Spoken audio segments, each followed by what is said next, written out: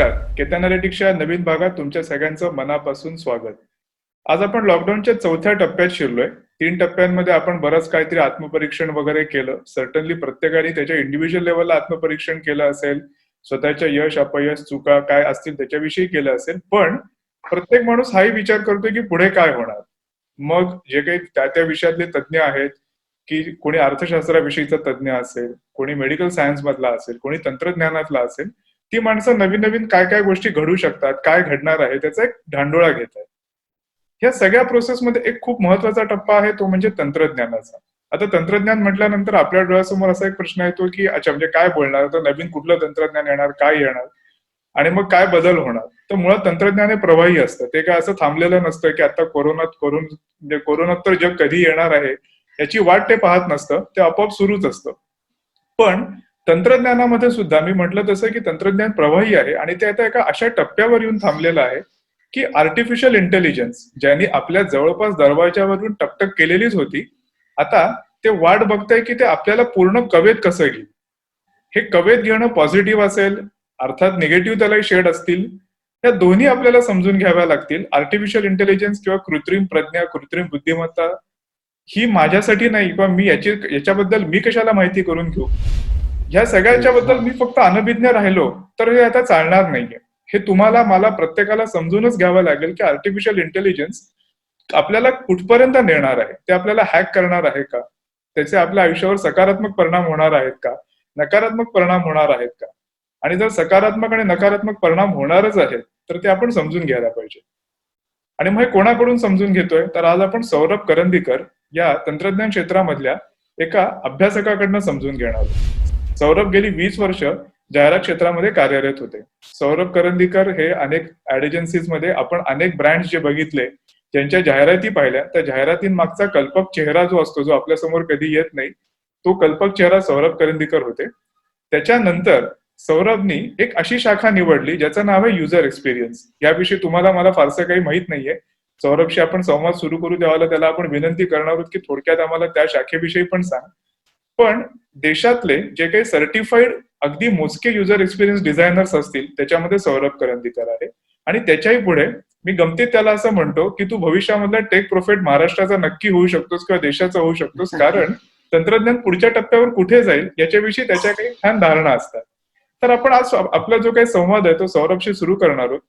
सौरभ, पहिला प्रश्न, मी माझ्या या थोड्याशा मोठ्या झालेल्या इंट्रोडक्शन मध्ये एक गोष्ट सांगितली की आपण आर्टिफिशियल इंटेलिजन्सच्या अशा टप्प्यावरून थांबलेलो आहोत की सौरभ करंदीकर, केतन जोशी किंवा कुठल्याही व्यक्तीला त्याविषयी मला माहित नाही किंवा मला जाणून घ्यायची इच्छा नाही हे म्हणणं परवडणार नाहीये. तर आता खरंच सांग की हा माझा मी हे म्हणतोय ते अतिशयोक्ती आहे का हे तथ्य आहे? नाही, कसं आहे माहिती, हे इनएव्हिटेबल आहे. म्हणजे ज्याला म्हणतात की याला आता पर्याय नाहीये जगासमोर, की तंत्रज्ञानावर आपण जी मदर टाकलेली आहे आतापर्यंत ती वाढत जाणार आहे पुढे. आणि या काळामुळे ते जे वाढण्याचं म्हणजे काइंड ऑफ टाइम टेबल होतं असं म्हणायला हरकत नाही. टाइम टेबल जे आखलं होतं लोकांनी किंवा जे त्यांना वाटत होतं त्याच्यापेक्षा गोष्टी अजून फास्ट होणार आहेत, अजून त्याच्याकडे आपण जाणार आहोत. त्यामुळे या बाबतीत अनभिज्ञ राहून चालणार नाही. तू जे म्हणतोस ते बरोबरच आहे. म्हणजे असं नाही की प्रत्येक जण अचानक एक्सपर्ट होईल किंवा त्याला तंत्रज्ञानामधलं सगळं कळेल. असं तंत्रज्ञानामधलं सगळं कळणं हे फक्त तंत्रज्ञानाला शक्य आहे. आपल्याला असं वाटतं की सायन्स फिक्शन घडतंय म्हणजे ते पडद्यावरच घडतंय, पण तसं नसतं. ते कुठेतरी सुरू असतं आणि आपल्याला ते माहित नसतं की ते घडतंय आणि मग ते अचानक रियालिटी येते. या सायन्स फिक्शनच्याच अँगलनी आर्टिफिशियल इंटेलिजन्स नावाचा सिनेमाच आला होता आणि आता ते वास्तवात घडताना दिसतंय, ज्याची अजूनही आपल्याला तितकीशी जाणीव नाहीये. पण आपण आर्टिफिशियल इंटेलिजन्सच्या एक्सप्लोजनच्या काठावर येऊन थांबलोय असं म्हणता येईल? मला असं नक्कीच वाटतं. म्हणजे मी तर असं म्हणेन की ते काठावर, जसं तू म्हणतोयस ना, तसं आपण काठावर नाही आहोत. आपण ऑलरेडी त्या प्रवाहामध्येच आहोत.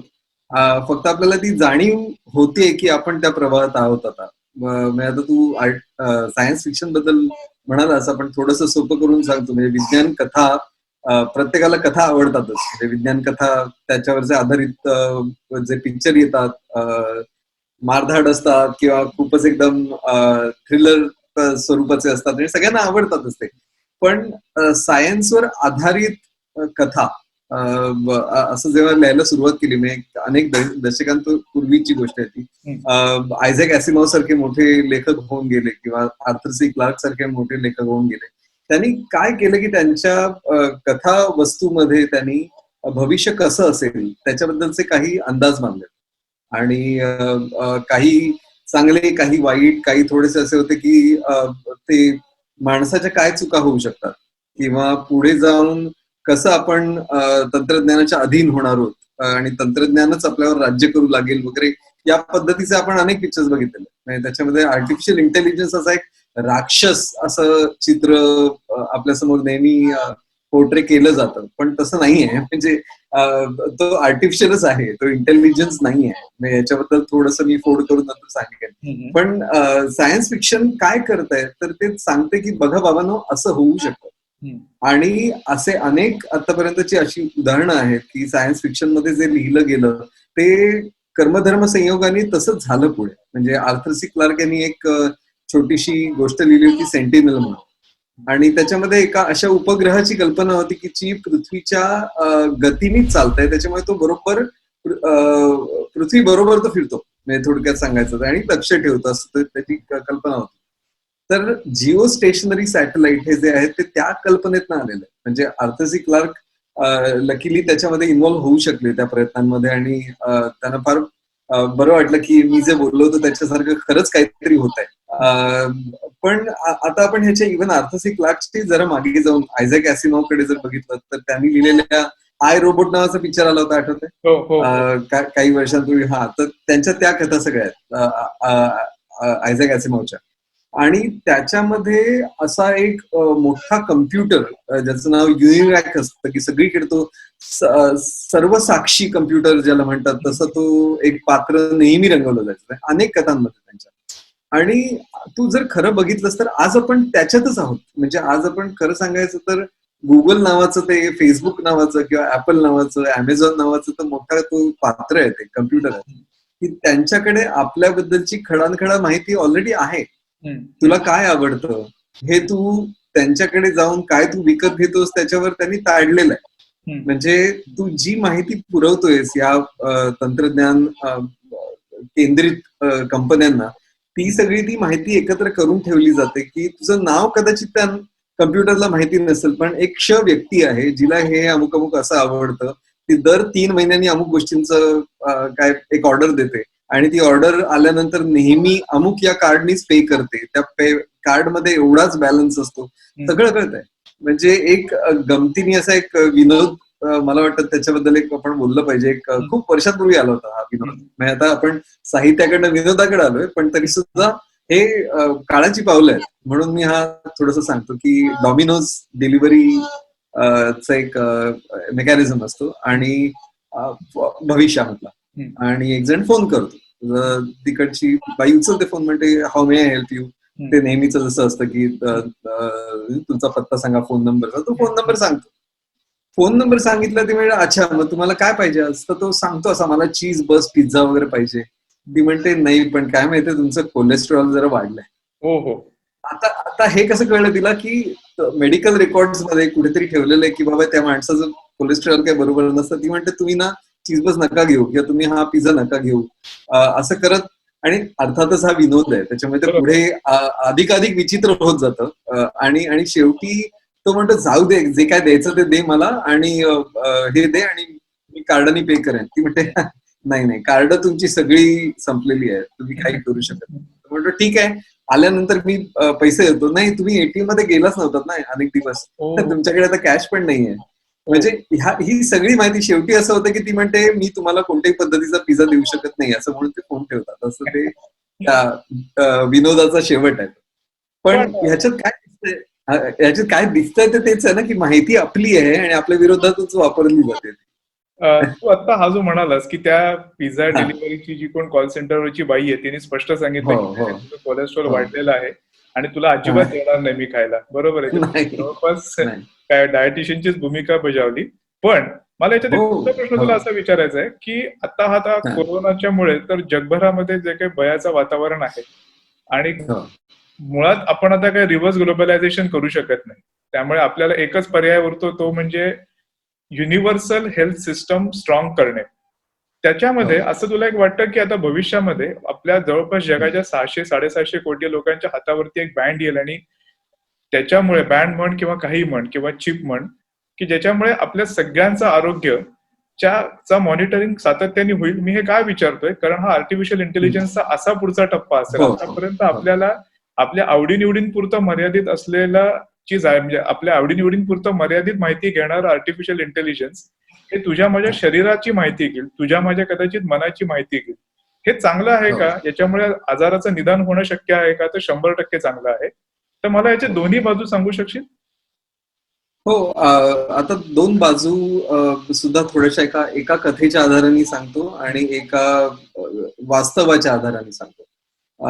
फिटबिट तुला माहिती असेल, म्हणजे अनेक लोक जे फिटनेस वाढवण्यासाठी म्हणून मेजरमेंट घ्यायला लागते तुमचं हार्ट रेट कसा आहे वगैरे, तर फिटबिट आपल्या हाताला लावून लोक फिरतायत आणि त्याचा डेटा कुठेतरी एक सेव्ह होतं की हा माणूस फिरायला किती वेळ जातो, त्याचा हार्ट रेट तेव्हा कसा असतो, ब्लड प्रेशर कसं असतं, त्याचा साधारण एक आलेख त्यांच्याकडे असतो की कळतं की याची सवय किती वेळा मोडते, हे सगळं माहिती असतं. आता एक इन्शुरन्स कंपनी आहे, मी जे ऐकलंय त्याप्रमाणे की त्यांना ते तुमचा प्रीमियम ठरवताना तुमच्या फीडबीट डेटाचा विचार करतात. ओके. म्हणजे तुमची लॉन्जिव्हिटी किती आहे, तुमची लाईफ एक्सपेक्टन्सी काय आहे, याच्यावर त्यांची जी काय गणित असतात इन्शुरन्स कंपनीजची, तर त्याच्यामध्ये पुढे जाऊन त्यांनी असं म्हटलं की नाही तुम्ही सांगू नका आम्हाला, प्रश्नांची उत्तरं देऊ नका, आम्ही बघतो काय करायचं ते, तुमच्या हातावर तो बँड आहे, त्या बँड प्रमाणे आम्ही ठरवू ना किती प्रीमियम द्यायचा. म्हणजे हा शॉक पण असू शकतो जास्त प्रीमियमचा, किंवा अचानक आनंद पण होऊ शकते, अरे एवढा कमी प्रीमियम कसं, ते सांगतील नाही काय आम्ही तुमचा डेटा बघितला आणि तुम्हाला मी 2,000 रुपये कमी केले प्रीमियमचे, आणि हेही होऊ शकतं. म्हणजे ही चांगली बाब, पण ह्याचाच अर्थ असा की तुम्ही जर फिट नसाल तर ते त्या इन्शुरन्स कंपनीला कळणार आहे, आणि ते असं कळणार नाही की कोणत्या तरी डॉक्टरकडे जा, एक रिपोर्ट घेऊन या आणि कधीतरी द्या, मग 6 वर्ष पुढचं काही करू नका. नाही, फिटबिटचा डेटा कालचा असणार आहे, आज सकाळचा असणार आहे, आणि त्याच्यावर तुमचा तो प्रीमियम जो असणार आहे तो ठरणार आहे. की आनंदाची दुःखाची दोन्ही बाब आहे, ती सगळ्यांना कळणार आहे ते काय, म्हणजे थोडक्यात काय लपून राहणार नाही. आता कथेच्या आधाराने मी म्हटलं होतं, परत एकदा चित्रपटाकडेच येऊया. गॅटाका म्हणून एक पिक्चर होता, उमा थर्मन आणि मला वाटतं तो, मला आता स्टारकास्ट आठवत नाहीये, पण तो पॉइंटच नाहीये त्याच्यातला. तो असा होता की एक भविष्याची अशी कल्पना केली होती की जिथे जेनेटिकली मॉडिफाईड जे माणसं असतात, ज्यांना काहीच आजार होऊ शकत नाहीत, जे फिट असतात, त्यांना वेगळं काढलं गेलंय समाजामध्ये आणि त्यांना जास्त महत्व आहे समाजामध्ये. म्हणजे ते जास्त फिट आहेत किंवा ते जास्त चांगलं विचार आणि कामं करू शकतायत.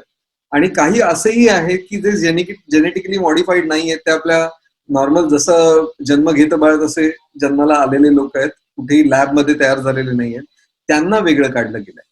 आणि त्या पिक्चर बद्दल म्हणजे असे बरेच त्याच्यावर चर्चा झाल्या होत्या. तर त्यात एक मॉरल चर्चा अशी होती की तुम्ही असं वेगळं कसं करू शकता लोकांना. तर तिथे असे प्रसंग आहेत ज्याच्यामध्ये तुम्ही कंपनीच्या आतमध्ये जाताना तुम्हाला एक ब्लड सॅम्पल द्यायला लागतं छोटस, आणि ते दिलं की कळतं की तुम्ही व्हॅलिड आहात का इनव्हॅलिड आहात. म्हणजे तुम्ही दुसऱ्याचा पोशाख घालून जाऊ शकत नाही, दुसऱ्याचा चेहरा हे करून जाऊ शकत नाही, तिथे लगेच कळेल की नाही तुम्ही जेनेटिकली मॉडिफाईड नाही आहात, तुमचं ब्लड वेगळं सांगताय काहीतरी, त्याच्यामुळे तुम्हाला वेगळं काढलं जात आहे. आता तू थोडस म्हणजे याचा एक भीतीदायक जर पुढचं बघायला गेलं तर असं आहे की आत्ताच्या काळामध्ये तुम्ही कोरोना पॉझिटिव्ह आहात, निगेटिव्ह आहात, तुमच्याकडे अँटीबॉडीज आहेत, म्हणजे तुम्हाला होता आता बरं झालेलं आहे, त्याचं कुठेतरी परीक्षण होत आहे. आणि ते म्हणजे एका अर्थी चांगलंच आहे की लोकांना कळायला पाहिजे की थ्रेट काय आहे माझ्या जवळपास. जसं ते आता आरोग्य सेतू करायचा प्रयत्न करताय तर त्या पद्धतीने, पण हे इथे थांबणार नाहीये. म्हणजे याच्यात अजून तुम्हाला स्वतःबद्दलची माहिती डिक्लेअर करायला लागणार नाही. तुझे म्हटलंस ना की बँड असणारे लोकांच्या हातामध्ये, तो ऑलरेडी आहे. अरे बँड फक्त तो दिसत नाही आहे आपल्याला. तो आपण आता फिटबिटचं वगैरे उदाहरण घेतलं ते सोडून दे ना. तुझं आतापर्यंत तू गुगल मॅप्स तुम्हाला ट्रॅफिक डेटा कसं देतं, तुमचा फोनचा पिंगचा वापर करूनच. बरोबर. त्याच्यामुळे तुम्ही कुठे गेलात, कधी गेलात, किती वेळ घालवला, त्याचा सगळा डेटा गणिती स्वरूपात कुठेतरी आहे. आणि त्याचा वापर चांगल्या आणि वाईट आणि फायद्याच्या गोष्टीसाठी केला जाऊ शकतो. पण आता असं आहे की सॉरी नाही कंटिन्यू. नाही, मला एवढंच म्हणायचं होतं की आता या परिस्थितीमध्ये काय होईल की आपण त्याकडे ढकललं जातो. म्हणजे आपण कदाचित पूर्वी असं म्हणू शकत, नको मला माझा डेटा नाही द्यायचा आहे, मला फुकट त्यांची जीमेल नको फुकट आणि फेसबुक फुकट नको, पण माझा मी डेटा देणार नाही. काही जण आहेत, माझे मित्र पण आहेत तसं करणारे. आता असं आहे की तुमचा डेटा न देऊन चालणार नाहीये, कारण तुम्हालाच तो द्यावासा वाटणार आहे, कारण नाहीतर तुमचं आरोग्य धोक्यात असणार आहे. असं तर थोडंसं गुंता आहे आणि त्याकडे आपण आता ढकलले जातो. थोडक्यात आपण जिथून सुरुवात केली की ढकललं जाणं हे त्याच दिशेने दिसतंय. म्हणजे आर्टिफिशियल इंटेलिजन्सचा वापर व्हावा आणि अशा पद्धतीचा बँड व्हावा यावा, आणि जर ज्याच्यामुळे समजा जगातल्या प्रत्येक माणसाचं त्या त्या क्षणाचं आरोग्य मॉनिटर होणार असेल तर हरकत नाही. पण याविषयी एक भीती नक्की आहे की या डेटाचा वापर, आणि याच्यातला एक उपप्रश्न की आतापर्यंतचं जे तंत्रज्ञान होतं, जे येत होतं, ते माणसाचे श्रम कमी करण्यासाठी.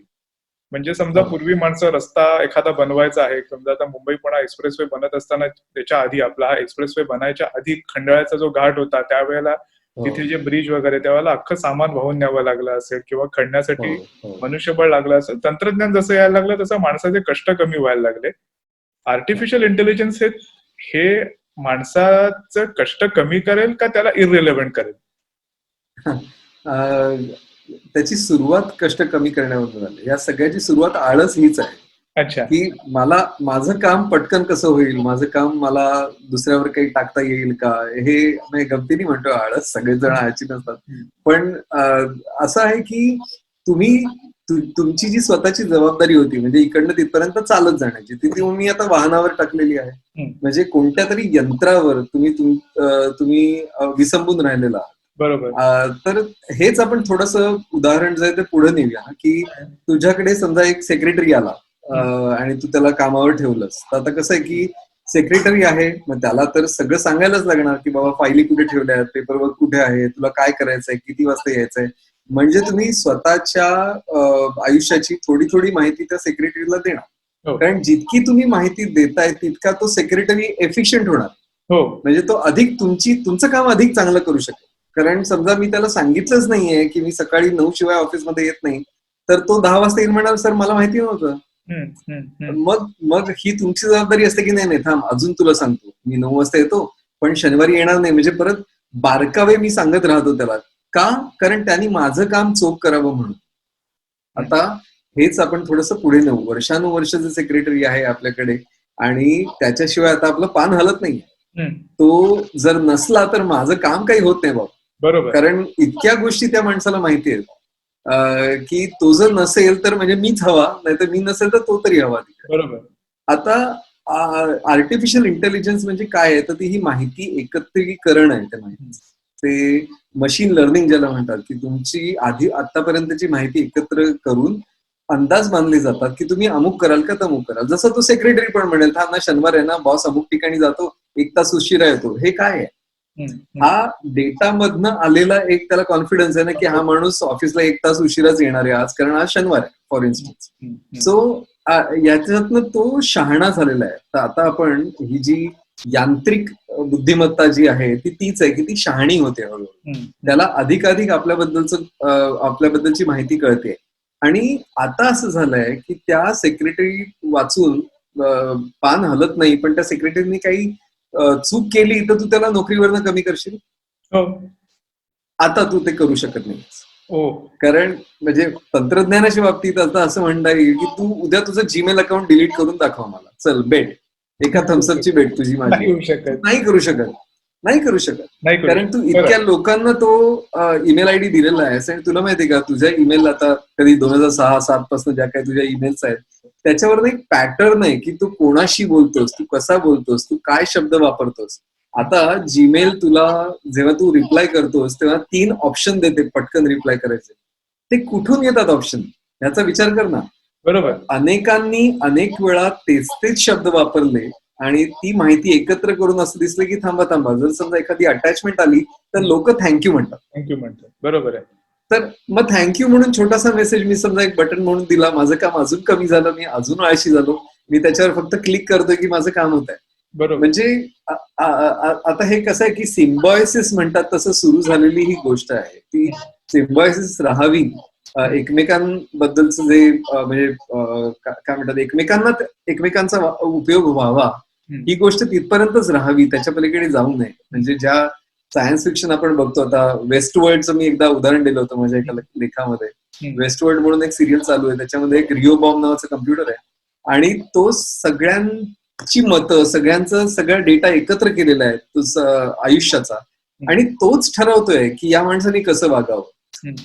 इथे तो प्रकार जाऊ नये. म्हणजे लोकांच्याकडे माहिती असणं आणि ती माहिती त्या तंत्राने सांगावी. जसं ती जी बाई होती आपल्या विनोदामधली, तिने सांगितलं की नाही आता पिझ्झा देणार नाही. तू विचार कर, उद्या समजा तू काही खरेदी करायला गेलास आणि तुझ्यासाठी ते कॅटेगरीज बंद आहे, ती तुला अजून म्हणजे आता एक पर्सनल उदाहरण द्यायचं तर आता मी ऍपल प्रेमी आहे, त्याच्यामुळे मी ऍपलची प्रॉडक्ट्स घेतो, आपलं पैसे बाजूला टाकतो आणि कधीतरी घेतो, असं असतं.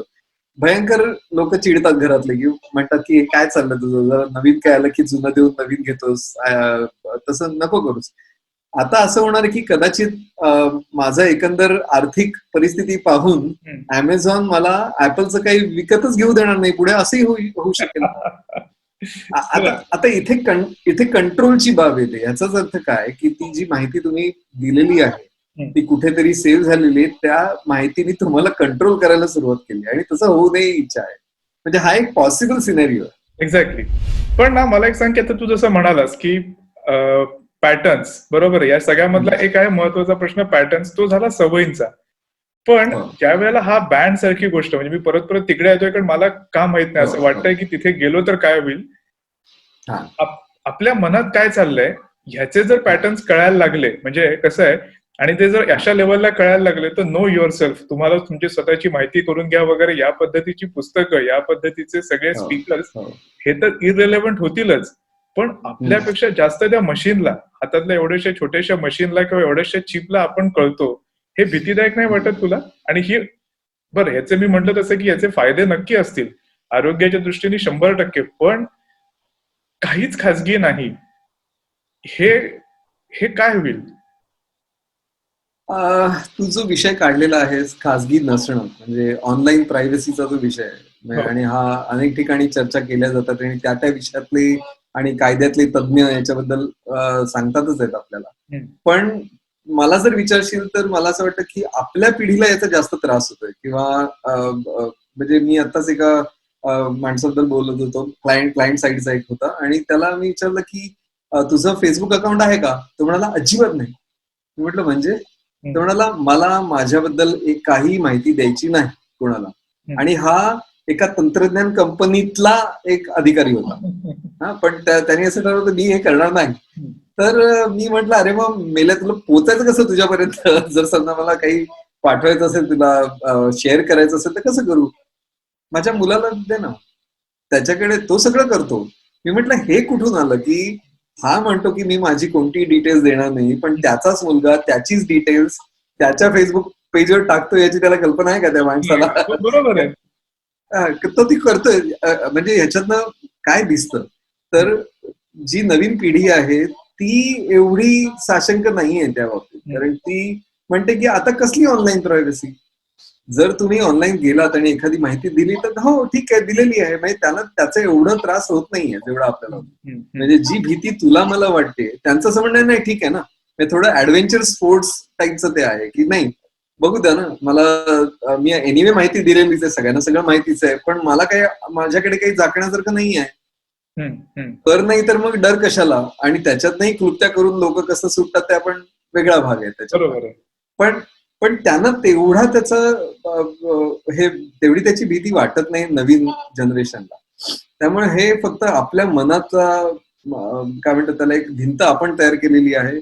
आणि खरं विचारशील तर जगाच्या व्यवस्थेमध्ये जर बदल होत असेल तर तुम्ही जर शेअरिंग इकॉनॉमी असं म्हणता आणि शेअर केल्याशिवाय जर गोष्टी होत नसतील तर ते करणं भाग आहे.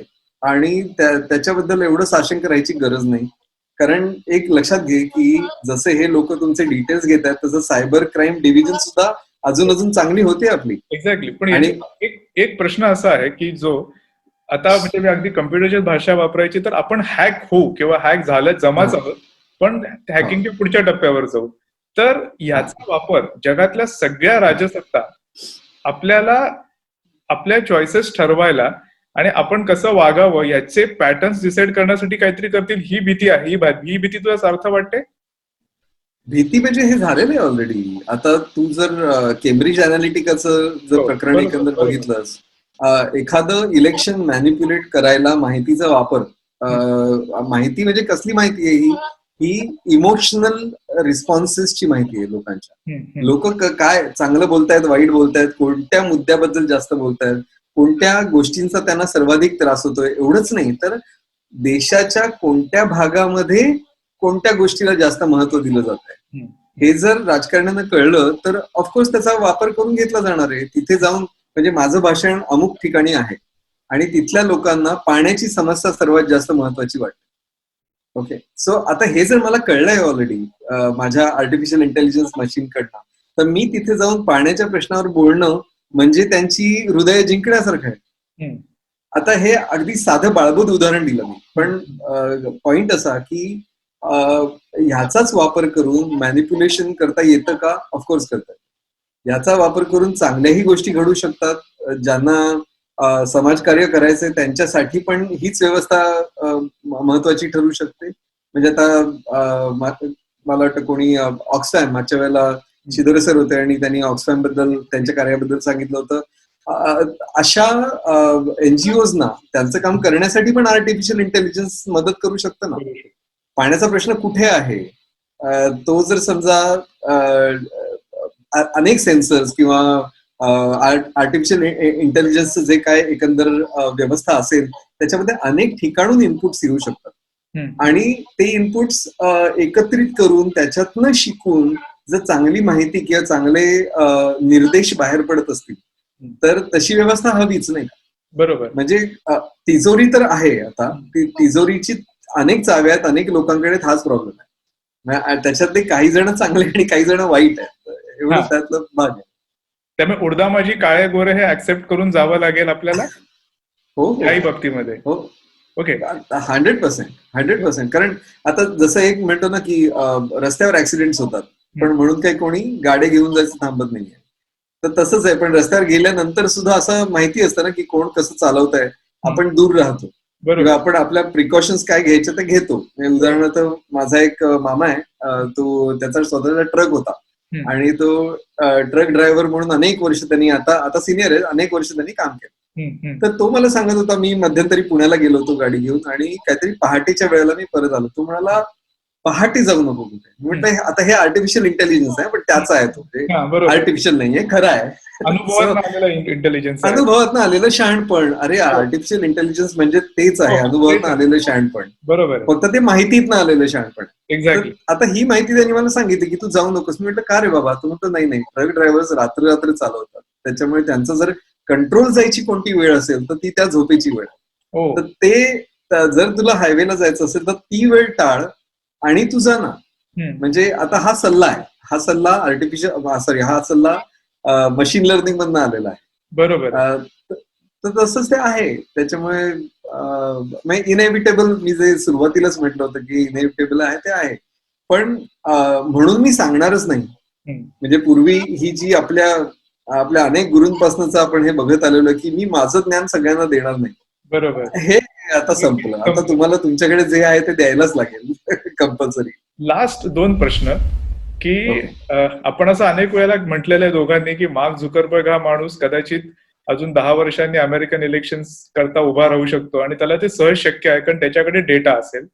तसंच पूर्वीची लिडरशिप जी काही कुठल्याही बाबतीतली लीडर म्हटल्यानंतर आपल्याला एक राजकीय नेते असेच डोळ्यासमोर येत राहतात. आता आपल्या डोळ्यासमोर जे येतात ते थॉट लीडर्स भविष्यातले हे तंत्रज्ञानातले मास्टर्स असतील, म्हणजे जे टेड टॉक देतील, जे जसं आपला स्टीव्ह जॉब सारखा माणूस अगदी तो थॉट लीडर होता तर भविष्याचं नेतृत्व हे जगांच्या राजधान्यांमध्ये ज्या काही पारंपरिक राजधान्या आहेत, वॉशिंग्टन DC असेल, दिल्ली असेल किंवा बीजिंग असेल, तिकडून सरकून कुठेही असेल, म्हणजे मी काय असं म्हणत नाही की फक्त सॅन फ्रान्सिस्को किंवा बेंगळुरू किंवा मुंबई किंवा पुणे असं नाही, जिथे जिथे तंत्रज्ञान असेल, जिथे लोकांकडे कल्पना असतील, तर भविष्य हे कल्पना तंत्रज्ञानाच्या साह्याने राबवू शकणाऱ्या थॉट लिडर्सचं आहे. तू दोन प्रश्न विचारलेस, म्हणजे त्यातला एक आहे की त्या व्यक्तींबद्दलचा की ते तंत्रज्ञानात निष्णात असतील का. माझं असं म्हणणं आहे की तंत्रज्ञानाचा वापर ज्यांना चांगला करता येईल ते भविष्यात राज्य करतील. ओके. कारण म्हणजे ह्याचा अर्थ असा नाही की लगेच कोड शिकायला घ्या, कम्प्युटर म्हणजे कम्प्युटर सिस्टीम्स बद्दल नॉलेज घ्या, असं नाहीये. चांगले युजर्स व्हा. म्हणजे युजर एक्सपिरियन्स आता हे माझं क्षेत्र आहे. म्हणजे युजर आणि म्हणजे माणूस आणि कम्प्युटर याच्या मधला जो दुवा असतो तिथे मी काम करतोय. म्हणजे तंत्रज्ञान वापरायला कसं सोपं जावं याच्यासाठी माझे प्रयत्न असतात. पण तंत्रज्ञानाबद्दल भीती न बाळगता जे त्याचा स्वीकार करतील आणि ते आपल्या कामासाठी तंत्रज्ञानाचा कसा चांगला वापर करून घेता येईल हे जे बघतील ते लोक ह्याच्यातले विनर्स ठरणार. म्हणजे ते झकरबर्ग, तू जर विचारशील खरं तर झकरबर्ग कधी इलेक्शन लढवणार नाही, कारण तो ऑलरेडी प्रेसिडेंट पेक्षा जास्त पॉवरफुल आहे. तो असं अजिबात करणार नाही. हा पहिला भाग तुझ्या प्रश्नाचा. दुसरा असा तू म्हणाला होतास की पारंपरिक ठिकाणं जी आहेत, आता हे दोन प्रकारे याचं उत्तर द्यायला पाहिजे. आपण आधी समाजाकडे बघूया, मग राजकारणाकडे बघूया. समाजाकडे जर तू बघितलंस तर कसं आहे की बहुराष्ट्रीय ज्या कंपन्या आहेत, मल्टीनॅशनल्स आहेत, त्यांनी ऑलरेडी देश ही संकल्पना जरा बाजूलाच टाकले नाही का. म्हणजे समजा मी एका बहुराष्ट्रीय कंपनीसाठी काम करतोय आणि मी त्यांचे कॉल आता अटेंड करतोय, आता सगळे तेच करतायत करोना काळामध्ये. मी कोणाशी तरी जर्मनीमध्ये बोलतोय, कोणीतरी अमेरिकेमध्ये बोलतोय. हे जे आहेत ते एका देशातले आहेत का, तर हो आणि नाही. ते कंपनी नावाच्या देशातले. म्हणजे राष्ट्रीयत्व ह्याला आता दुय्यम स्थान आहे. तुम्ही कोणत्या कंपनीसाठी काम करता बहुराष्ट्रीय, ती एक वेगळं राष्ट्रीयत्व आहे. म्हणजे जे पारंपरिक राष्ट्रीयत्व आहे ते नाही. हे एक. आणि दुसरं म्हणजे जर समाज हे करत असेल तर म्हणजे डिसेंट्रलायझेशन जर झालं असेल या गोष्टीचं, तर तसं सत्तेचं पण डिसेंट्रलायझेशन झालेलं आहेच ना. म्हणजे दिल्लीला जाणं, म्हणजे आता आपल्या राजकारणात तुझा आवडीचा विषय आहे म्हणून त्याच्याबद्दल बोलूया आपण, की दिल्ली असे पूर्वी जे असायचं ते तसं नसणार आहे. ते कदाचित ना यवतमाळ पण असेल, कदाचित गुहागर पण असेल, कल्याण पण असेल, काही असेल. कारण तू जसं म्हणतोस की जिथे तंत्रज्ञान एकत्रित असेल तिथे ती सत्तेची नवीन केंद्र आहे. म्हणजे तो माणूस कुठे आहे आज त्याच्यावर त्याचं सत्ता केंद्र तिथे असणार. बरोबर. एक डिझायनरला मध्यंतरी एक डिझाईन यात्रा म्हणून एक प्रोग्राम असतो आणि वर्कशॉप असतो, त्याला आम्ही जातो सगळे डिझायनर दरवर्षी.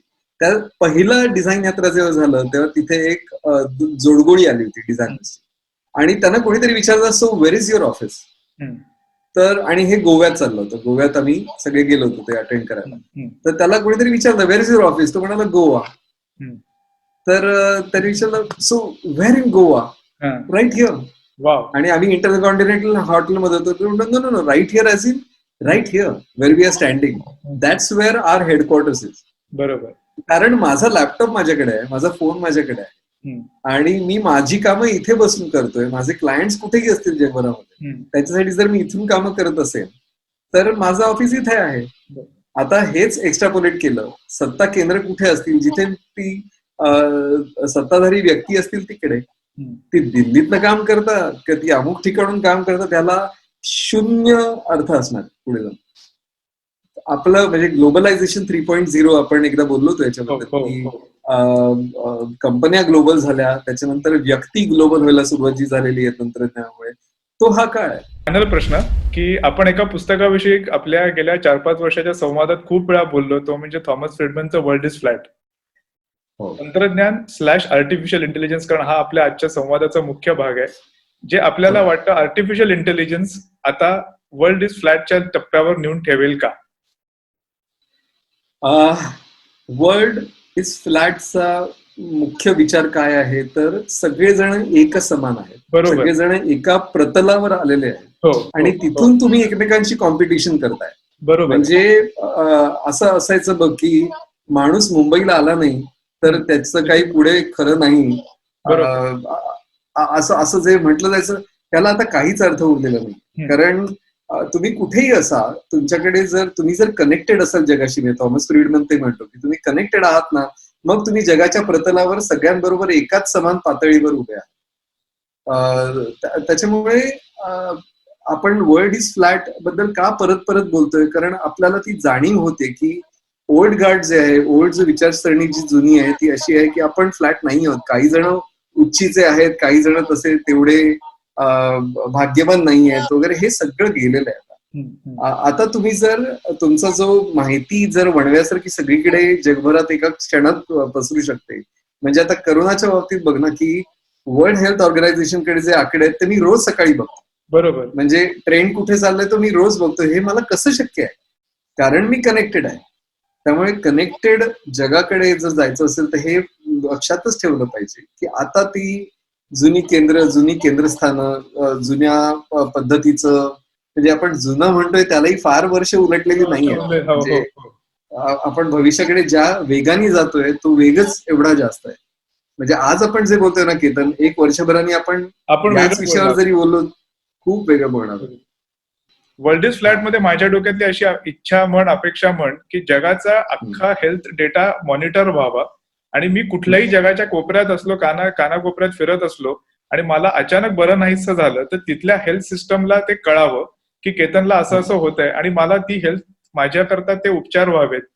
ही व्यवस्था आर्टिफिशियल इंटेलिजन्सच्या काळामध्ये किंवा तंत्रज्ञानाच्या या काळात अगदी सहज आहे. अशी व्यवस्था आता वाचायला, ऐकायला, बोलायला आदर्शवत वाटत असली तरी ती अपेक्षित आहे.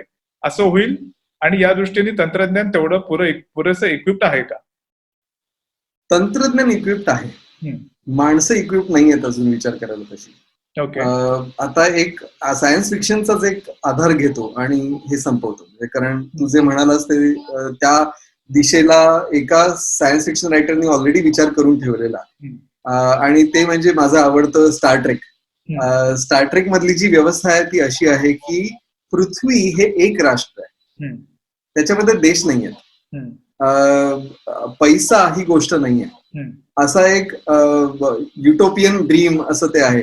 पण ते काय करतायत तर त्यांचं जी आव्हानं आहेत ती एकमेकांवर कुरघोडी करायची आव्हानं राहिलेली नाही, तर विश्वामध्ये काय आहे त्याचा शोध घेण्याची ती आव्हानं, आणि इथून त्या सायन्स फिक्शनची सुरुवात होते या स्टेटमेंटवर. आणि तू जर ते बघितलंस तर आपण हे करायला आपली इच्छाशक्ती पाहिजे. हे तंत्रज्ञान ऑलरेडी आहे. तू जे म्हणतोस की मी कुठेही असलो तरी माझा हेल्थ डेटा सतत कळत राहायला पाहिजे, ते आणि कोणीतरी निर्भया केस नंतर आपल्या एक ऍप घेतलंय आणि आपण कुठून कुठे चाललोय ते उबरच्या माध्यमातून आपल्या मित्रांना कळवणं, ह्याच्यात काय फरक आहे? एक्झॅक्टली तेच आहे. आता फक्त त्याचं स्वरूप थोडंसं एका गोष्टीपुरतं मर्यादित न राहता किंवा एका धोक्यापुरतं मर्यादित न राहता हे वैश्विक आहे तसं होईल. आणि हे सगळं एवढ्या पद्धतीची माहिती एकत्र करायची, एवढ्या पद्धतीचा डेटा एकत्र करायचा, ही आर्टिफिशियल इंटेलिजन्स सिस्टीमच एवढं पटकन काम करू शकते. म्हणजे आता एक शेवटचं सांगतो, मला माहिती की आपल्याकडे वेळ नाहीये, शेवटचं फक्त एवढंच सांगतो की वॅक्सिन जे आता शोधलं जात आहे ते लवकर व्हावं याच्यासाठी कम्प्युटर्सचीच मदत घेतली जाते. बरोबर. कारण सिनेरियोज जितक्या लवकर आपण मांडू शकतो एका टेबला अक्रॉस द टेबल बसून, त्याच्यापेक्षा कम्प्युटर पटकन काम करतो. त्याच्यामुळे ऑलरेडी अशा प्रणाली आहेत की ज्यांच्या हातात ऑलरेडी हे दिलेलं आहे की बाबांनो काम करत राहा आणि तुम्हाला सुचलेल्या गोष्टी आम्हाला सांगा, आम्ही त्याचा प्रयोग करतो त्याच्यावर. म्हणजे आपलं शेवटी आपण उभे राहणार आहोत परत ते कदाचित या आर्टिफिशियल इंटेलिजन्स मुळेच राहणार आहोत. आणि आर्टिफिशियल इंटेलिजन्सना ना स्वतःची भावना नसते अजून तरी नाहीये, ते आपले नोकरच आहेत. फक्त त्यांना कसं वागवायचं ते आपण ठरवायचं आणि त्यांच्यावर किती मदर टाकायची ते आपण ठरवायचं. याच्यापुढे big brother is watching you या 1984च्या आसपासच्या काळात जी एक भीती होती त्याचाच पुढचा टप्पा आज आर्टिफिशियल इंटेलिजन्सच्या बाबतीत आलाय. माझं आणि सौरभचं असं मत आहे की त्यांनी घाबरून जायचं काही कारण नाहीये. तो आपला मित्र होऊ शकतो आणि जर थोडंफार उडदामाजी काळे वगैरे मगाशी म्हटलं तसं, पण ठीक आहे. एक वर्ल्ड इज फ्लॅट, सगळ्यांना समान संधी मिळाव्यात, जग एका अख्ख्या पृथ्वीने एक राष्ट्र म्हणून स्वतःला बघावं हे शक्यता निर्माण व्हाव्यात आणि याच्यासाठी आर्टिफिशियल इंटेलिजन्स सारखं साधन नाही. या एका नोटवरती आजचा आपण संवाद संपवतोय. धन्यवाद. धन्यवाद.